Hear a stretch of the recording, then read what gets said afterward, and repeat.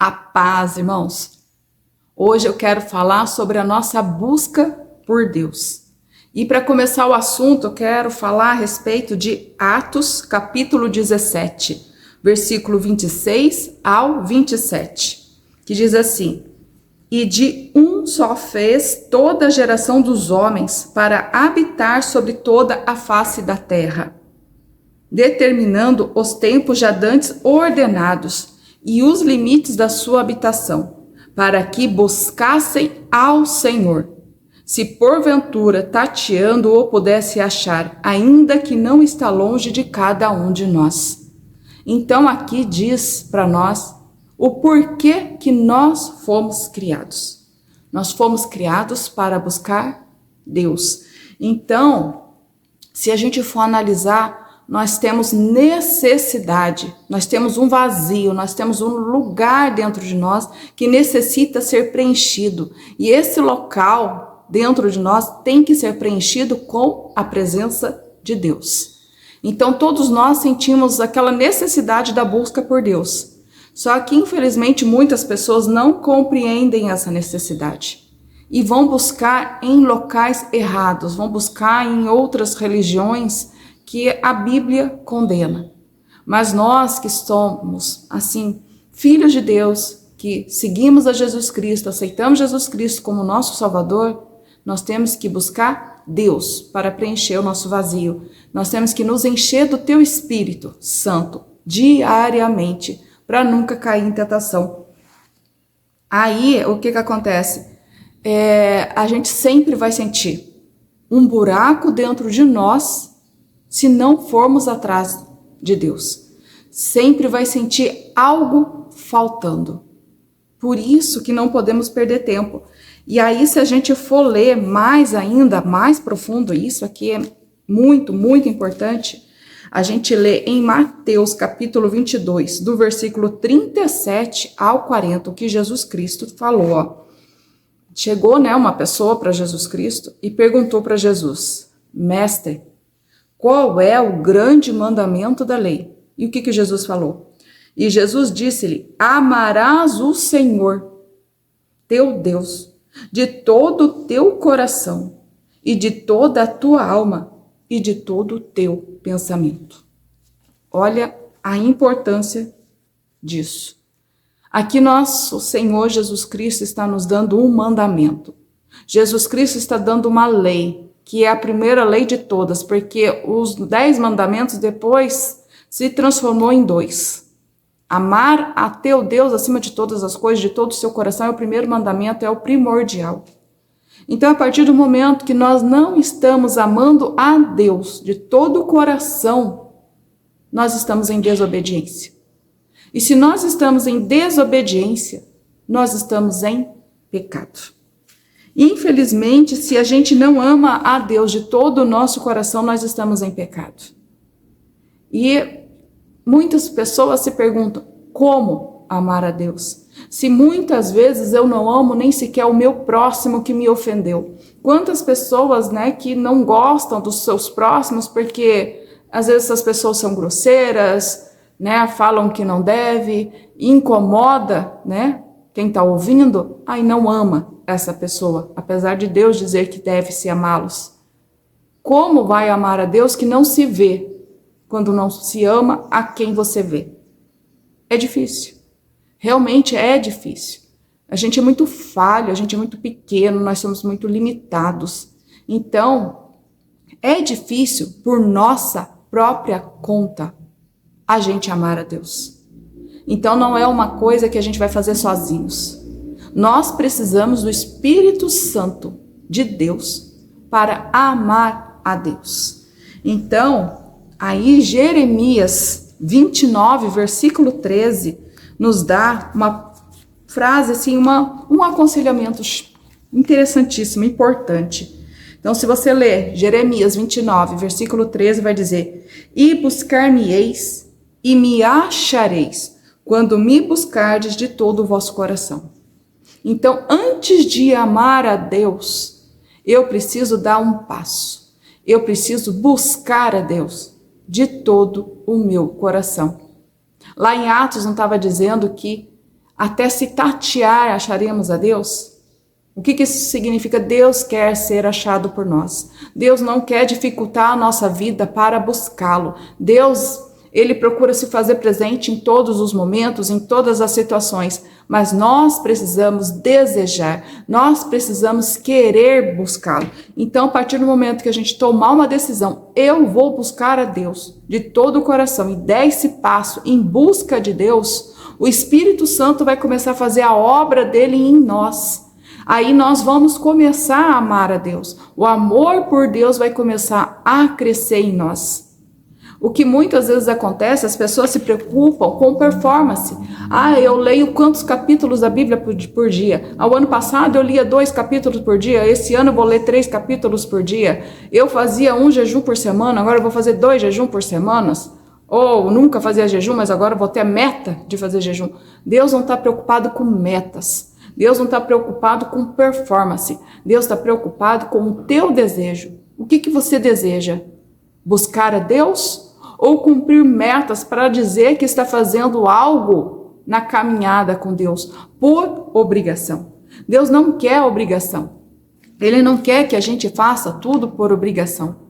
É a mesma coisa quando você fala com o teu filho, você quer conversar com o teu filho sobre qualquer banalidade ou até mesmo um assunto importante, o teu filho senta na tua frente e fica assim, tá, pai, fala, pai, o que o senhor quer?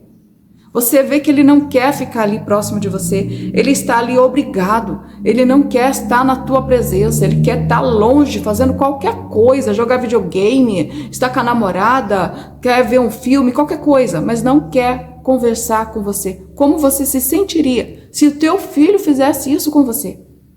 Então, nós fazemos isso com Deus todos os dias. Quando a gente senta para ler uma Bíblia, para bater meta, que eu quero ler mais capítulos do que eu li anteriormente, só por meta, para dizer, Deus, estou aqui, Deus, eu estou fazendo aqui a minha parte. Não, não é isso que Deus quer.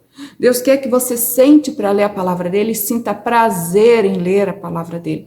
Que você queira estar ali para ler a palavra dele, você queira mergulhar em águas vivas, porque a palavra dele é água, é fonte de águas vivas para nós. Então ele quer que você tenha prazer em ler, em entender, em buscar, em pedir que o Espírito Santo traga revelação sobre o que você está lendo. Então, nossos atos têm que ser intencional.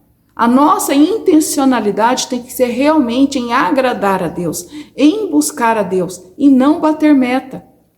Então, se eu for realmente querer a presença de Deus, buscar a presença de Deus, aos poucos o amor por Deus vai crescendo. Então, Deus ele quer comunhão com a gente. No início da minha conversão, eu fiquei assim querendo saber por que Deus nos deu livre arbítrio. Por que ele simplesmente não pegou e colocou em nosso coração amor por ele para buscá-lo constantemente? Porque nós somos pequenininhos, nós não somos nada. Perto da grandeza de Deus, quem somos nós? Nós não somos nada. A única palavra que Deus me falou, nítido, amor. Na época eu não entendia direito. Eu sabia que era amá-lo, mas eu não compreendia direito. Hoje eu entendo mais a profundidade. Deus nos ama tanto, tanto, que Ele quer o nosso amor livre. Ele não quer forçar o nosso amor por Ele. Do mesmo jeito que Ele nos ama, porque Ele deseja nos amar, do mesmo jeito que Ele quer a nossa presença, porque Ele deseja a nossa presença, Ele quer a mesma coisa vindo do nosso lado, que a gente deseje amá-lo, que a gente deseje estar com Ele, que a gente deseje buscá-lo diariamente. Ele quer uma comunhão, porque nós somos família dele, ele é o nosso pai e nós somos seus filhos. Ele nos vê como as suas crianças. E é muito triste um pai olhar para as suas crianças não ter prazer na presença dele, as suas crianças não querer ouvir a voz dele, as suas crianças não querer aprender nada com ele, como se ele fosse desinteressante. Mas Deus jamais é desinteressante. Se você o buscá-lo diariamente, ele traz revelações diárias, coisa inesperada. Ele fala contigo de tantas formas. Esses dias atrás eu fui no monte. orar para pedir mais a presença dele, para ele me encher mais com o amor dele. E eu queria que ele me desse um sinal, sabe, da presença dele e tudo. E o monte que eu fui era tão escuro, a gente mal conseguia enxergar, e eu fui subindo, sabe, para ir embora. É tipo assim, o monte você sobe, tem assim uma parte reta, depois você desce um pouquinho. Então, eu subi, fiquei um pouquinho na parte reta, depois eu desci e fiquei na parte mais baixa. Quando eu estava nessa parte mais baixa, eu estava voltando, estava vindo o meu filho com a namorada dele e o meu marido na frente. Eu fiquei atrás, com a mão erguida, orando por eles e subindo. Ninguém conseguia enxergar ninguém, ninguém via ninguém. Mas quando nós terminamos de subir, um homem que estava bem lá na frente, no início do monte, que eu não conseguia vê-lo, só consegui vê-lo quando me aproximei, ele... Você que estava com a mão levantada, assim diz o Senhor. E me deu uma mensagem linda.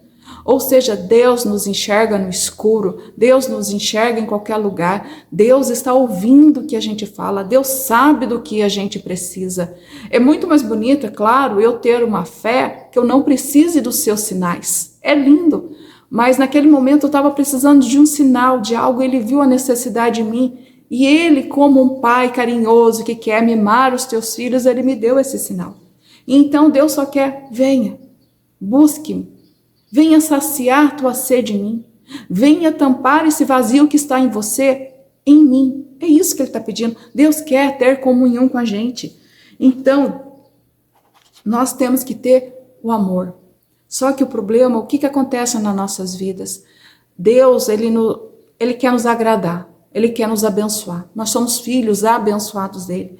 Então, muitas vezes, ele está pedindo algo muito importante para a tua vida. Às vezes, uma pessoa está pedindo um filho, um trabalho, um casamento, seja o que for. Quando Deus dá, a pessoa fica tão ocupada com aquela bênção que esquece até de agradecer. Esquece de voltar a buscar o Senhor. Mas quando Deus te dá uma bênção, aí que você tem que intensificar a tua busca a Ele, porque Ele está te vendo, Ele está cuidando de você, Ele está se preocupando com os mínimos detalhes da tua vida. E a gente se distrai com bênção. Ou pior, às vezes a gente se distrai com as preocupações do dia a dia. Quantas vezes o inimigo vem nos atacar, vem colocar barreiras em nossas vidas, vem atrapalhar, puxar o nosso tempo para problemas, tudo. E o que a gente faz? Tenta resolver aqueles problemas na força do braço. Tá vendo que não tem jeito de resolver, que é impossível da gente conseguir resolver. A gente fica ali se martirizando, tentando arrumar solução. Ao invés de quê? Pegar o problema e ir até o Pai.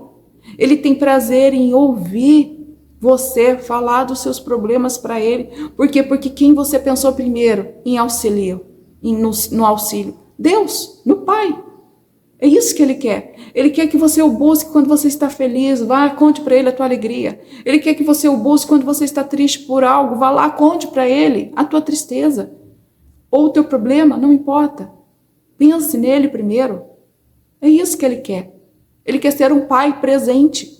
Mas nós temos que permitir que Ele seja um Pai presente. Muitas vezes a gente fica assim na nossa vida, minha vida não muda, continua a mesma coisa, continuo com os mesmos problemas de saúde, continuo com os mesmos problemas do trabalho, continuo com os mesmos problemas familiares. Mas, e você? O que você fez para mudar? Você mudou o teu posicionamento? Porque Deus fala em Josué, capítulo 1, versículo 8, leia a minha palavra, tenha a minha palavra na tua boca, medite a minha palavra dia e noite, siga o que eu estou falando e a tua vida vai prosperar. Ou seja, a nossa vida vai prosperar porque nós estamos obedecendo ao Pai, seguindo as ordens dele, porque todas as ordens dele são palavras de sabedoria. Ele não dá as ordens por acaso, ele sabe o que ele está falando, ele conhece o início, o meio e o fim da nossa vida. Então ele sabe o que é bom, ele sabe o que vai fazer a gente prosperar. É só a gente seguir os mandamentos dele. Então, o que adianta eu ficar reclamando, murmurando que a minha vida não muda, mas se eu continuo fazendo a mesma coisa, eu não dou um passo para mudar a minha vida. Se você faz a mesma coisa, se você continua fazendo a mesma receita, vai continuar dando errado. Igual a receita de bolo. Estou fazendo um bolo e não coloco fermento. aquele bolo vai ficar duro. E não adianta eu querer fazer de novo o mesmo bolo sem pôr o fermento, vai dar errado de novo. Eu preciso colocar o fermento. E na nossa vida, o fermento é a palavra de Deus, é a presença de Deus, é o Espírito Santo. Se eu não colocar esse fermento na minha vida, não vai mudar nada. Vou continuar batendo a cabeça na parede. Não vai mudar. Pensem nisso. Mudem, gente, a vida de vocês. Está começando um novo ano, 2026. Olha para trás, reflita a vida de vocês, vê o que vocês fizeram de errado. Mude posicionamento, mude pensamentos, eleve os teus pensamentos para Cristo, porque agora a nossa mente é de Cristo, porque o Espírito Santo habita em nós, mas para isso eu preciso permitir que o Espírito Santo cresça dentro de mim. Preciso permitir que o Espírito Santo me guie, me oriente. Se eu bloquear o Espírito Santo, a minha vida vai ser a mesma coisa. Então deixe o Espírito Santo te levar, te guiar. Então revise a vida de vocês, revisa tudo que vocês fizeram em 2025, veja os pontos fracos, os pontos fortes. E não permita continuar a mesma coisa. Permita que Deus preencha a tua vida. Busque Deus com intencionalidade. Busque Deus por quem Ele é. Queira o amor do Pai. Então analise, gente. Meditem. Se vocês estão buscando a Deus, por que que vocês estão buscando a Deus? Vocês estão buscando a Deus simplesmente para bater meta? Estão buscando a Deus só por obrigação? Ou vocês estão buscando a Deus porque têm prazer na presença dEle?